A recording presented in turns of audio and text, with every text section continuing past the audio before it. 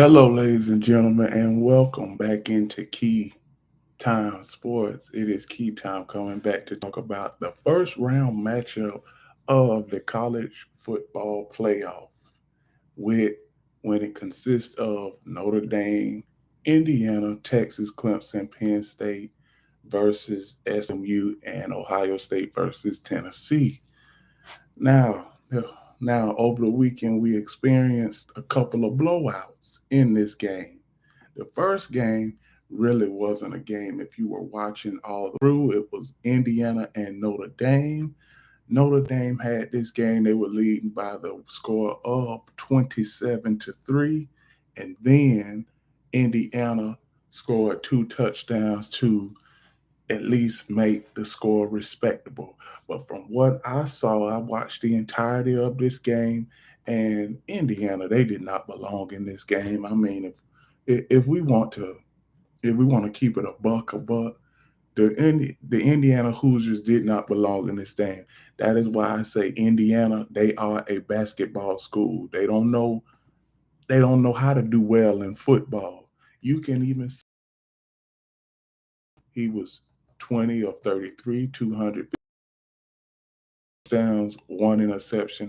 Riley Leonard, 3 of 32, 201 yards, one touchdown, and one interception. Now, this was very mediocre. Now, Notre Dame, they are playing Georgia next week. They cannot have a game where they are up and down like this.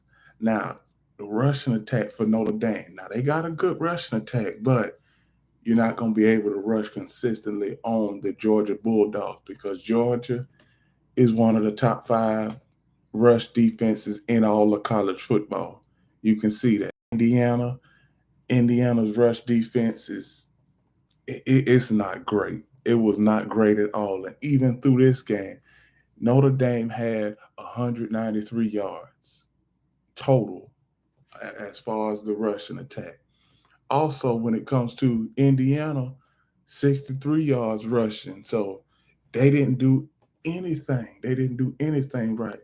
And to the college football playoff committee, they need to strategize and analyze these matchups that they be giving us better because everybody was excited. Everybody was excited for some new teams to get into the playoff, and like I said, not to have the same old teams like Alabama. Even though I was surprised that Alabama didn't get in there, but when it comes to this game right here, Indiana and Notre Dame, now this was not. I was not too particularly high on this game, but when you see 27-17, and it was not close, this game was not even close like that. It really wasn't, because when you look at these stats all down the line, when you look at them, you can see that both of these teams had no business being on the same. I just want everybody to see this. Look at the defense. Look at what Notre Dame's defense did more than Indiana Hoosiers defense. You see this? And then all of a sudden it's like Indiana, they had the nerve to put up a fight, start the fourth quarter. And Kirk Cinetti came into the game talking all this trash about, hey, we know how to beat teams. We can put up 20 or 30 on teams and we can beat them like that. Where was the 20 or 30? You only had 17 in this game. Notre Dame, you did what you were supposed to do. You were supposed to protect home field, and that's what you did. Indiana, you are going home. This this game, third down efficiency for Indiana was just straight up awful. They were 4 of 12. And now Notre Dame, they were 7-3. Now Notre Dame is playing in the UGA in Atlanta, Georgia on January 1st. Now that is gonna be a good game. But I'm gonna tell you one thing. I got Georgia winning that. I do, because Riley Leonard, he is not going to be able to throw. He is not going to be able to throw his way and Notre Dame to a win versus UGA. He not going to be able to do that. And plus, I heard news that Carson Beck, he probably won't play in the college football playoff. I heard that Thursday night. Now I don't know how true it is, but Thursday night I had that come across my dashboard. So now you have that, and then the backup quarterback that the that the Baltimore, not Baltimore, but the Georgia Bulldogs have Gunnar Stockton. He is able to come in there and play in mop up duty. Now he might have to play the entire game, but I still have the Georgia Bulldogs winning over the Notre Dame Fighting Irish. Now, as far as this game, Indiana, Notre Dame, College Football Committee, please don't schedule another game like this at all, because this game did not generate any excitement for anybody that was watching. And whoever was really watching the game, watched it from start to finish, you know what I am saying. That's all I have for Indiana Hoosiers and the Notre Dame Fighting Irish first round college football playoff matchup. The next game I want to cover, and this one was possibly the one that generated the most excitement throughout the college football weekend, was Clemson and Texas. Now, Clemson, Clemson, it was a team that was lucky to get there, because Miami lost to Syracuse, and we all know that's how Clemson got in the playoff. But now, Cade Klubnik, 26 of 43, 336 yards, three touchdowns, one interception. Quinn Ewers, 17 of 24, 202 yards, one touchdown, one interception. And when you look at the rushing attack, it was just a massive difference between both rushing attacks. You got the Texas Longhorns that almost cracked 300 yards on the ground, and Clemson, they barely cracked 75 yards, to be exact, 76. What was that? Now, this game was basically this game wasn't close, but late in the fourth quarter, it was 31-24 Texas, and Clemson, they had scored a touchdown, and everybody thought that they was going to make a game out of it. Now, personally, I expect this game to be a blowout, but I am happy that Clemson showed more fight than everybody else in college football during the playoff this past weekend. Now, when it comes to the Clemson Tigers, we all know that we didn't know what Clemson offense we were going to see. We just didn't. We didn't know what Clemson offense we were going to see. And when you look at their total from a wide receiving standpoint, TJ Moore, he had a great game. Everybody else on the Texas Longhorns side of things, they had an average game, but I got to go back to that run game. That run game is basically what broke the camel's back in this game. Late in the fourth quarter, under 7 minutes left, Texas had the ball, and they was up by 7. They were leading, and then all of a sudden, Jaden Blue comes out and puts up an 88-yard touchdown. I knew that was it. I knew that was it. It was over.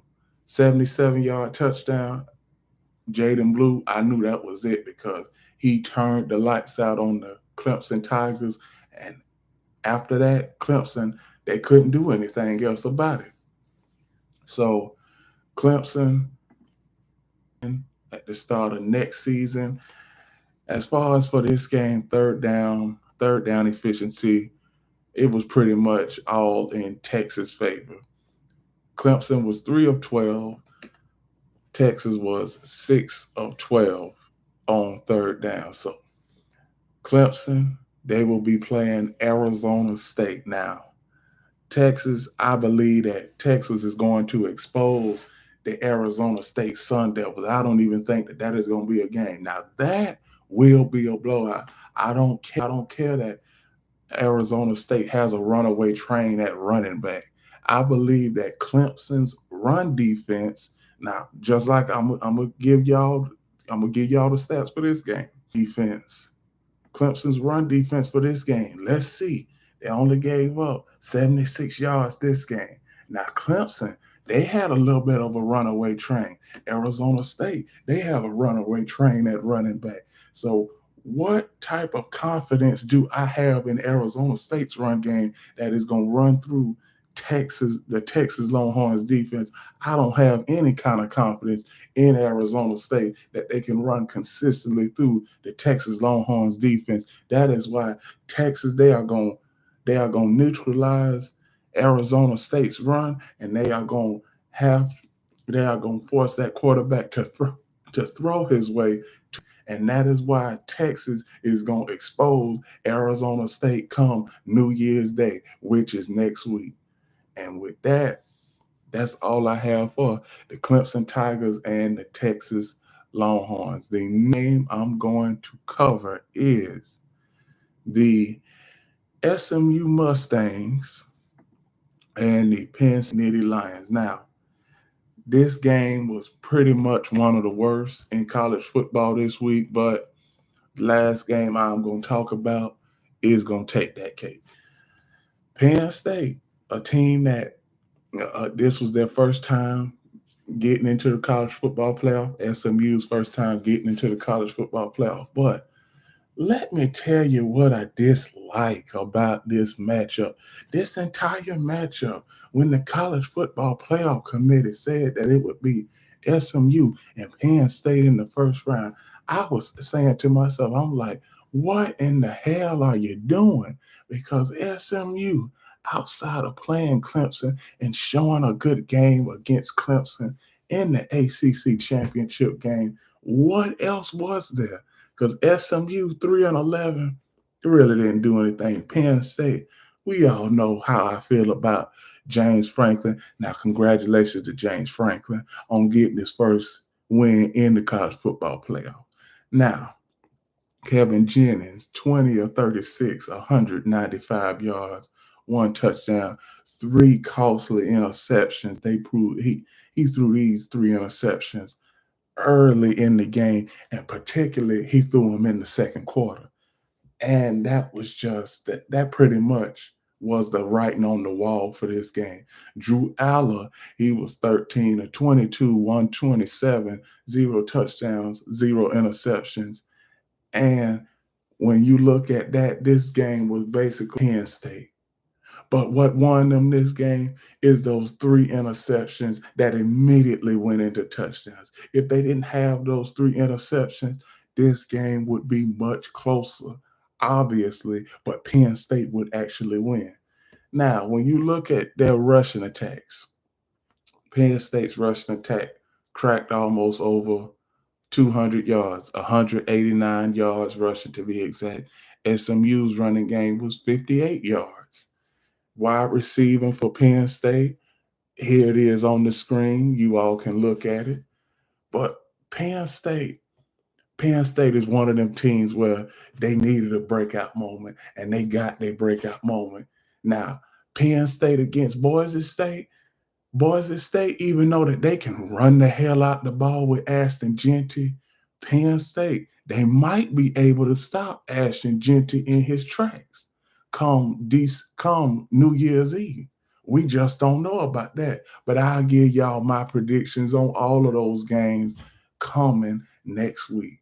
But back to SMU, Texas team. So when it comes to them, Texas team going up into the cold, they not going to fare well. Any warm weather team going up in a cold weather climate historically they haven't fared well. SMU, oh boy, College Football Playoff Committee. You all don't be watching, you all don't watch college football enough to make those decisions. College Football Playoff Committee, you need to put in your resignation. Call me. Call me in that room.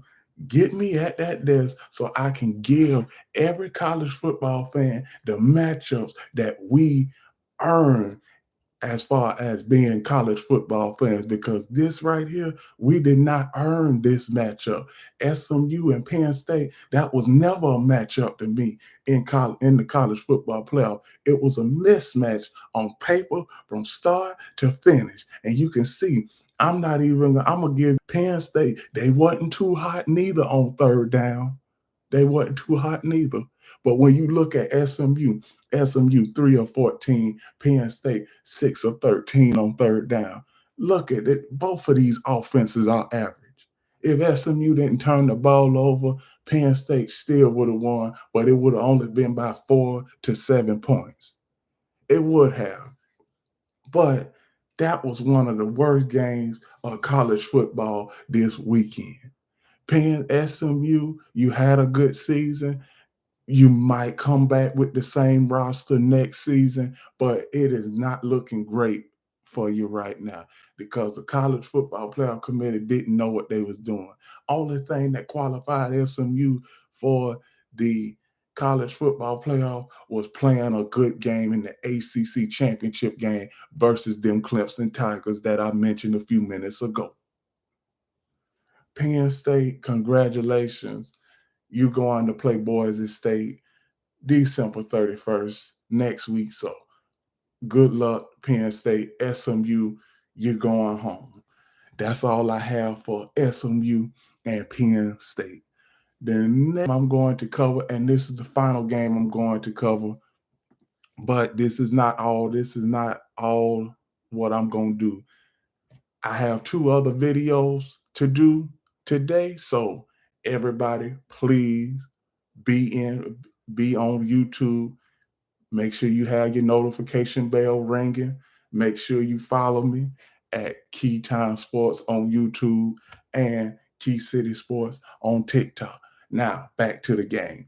Now, the last game of the week, oh my goodness, everybody was blowing this game out of proportion. Tennessee Volunteers and the Ohio State Buckeyes. Tennessee, what in the world did you put what in the world did you put on our television sets Saturday night? Everybody from the Tennessee fan base was like, "We are coming to Ohio Stadium, and we gonna plant our flag in Ohio Stadium." Now, you messed up when you did that, Tennessee fans.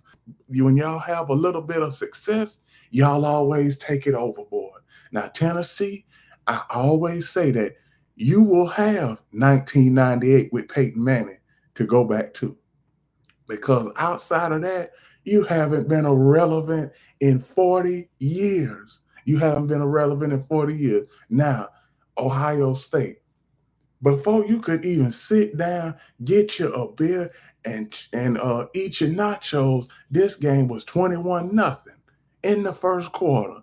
And then all of a sudden, it was like Tennessee was trying to just find a way to get back into it. And then you got most of their fan base walking out of the stadium at the end of the third quarter. What was that? What was that, Tennessee Volunteers? One thing I want to tell y'all are one of the most y'all are one of the most obnoxious fan bases in all of college football.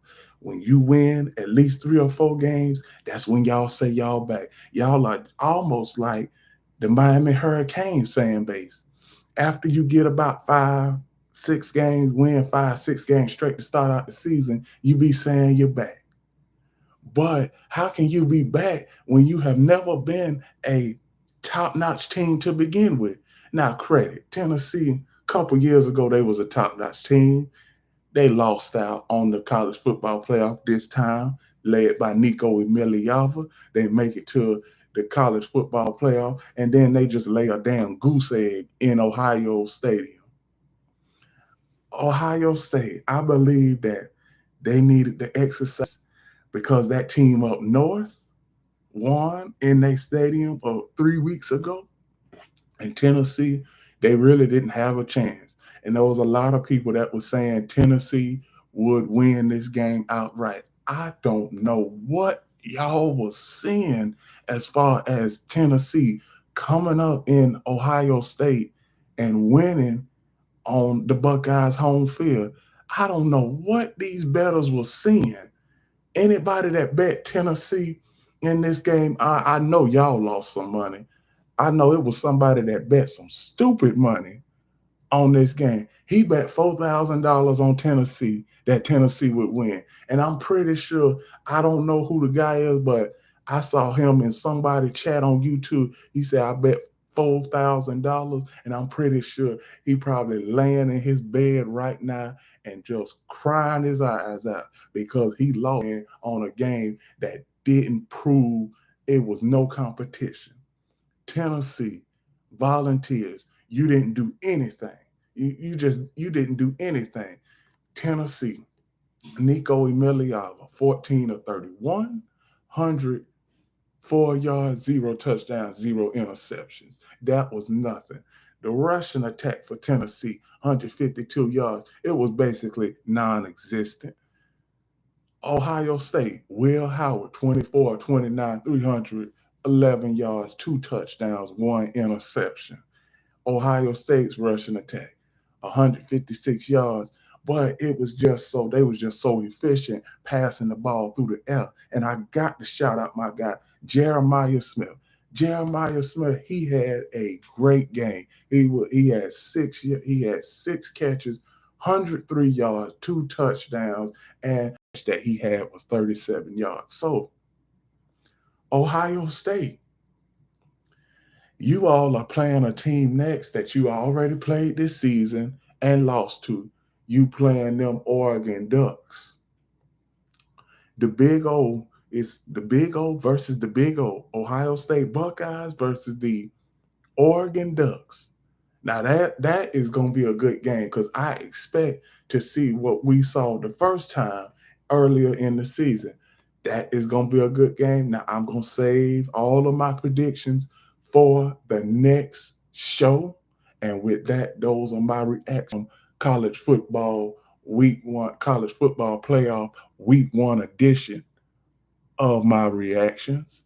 Now, with that, please like, comment, share, subscribe, click the notification bell to get notified of all of my reaction videos, shows, and other content. Also, please like, share, follow Key City Sports on TikTok. And remember one last thing, the key is always on time.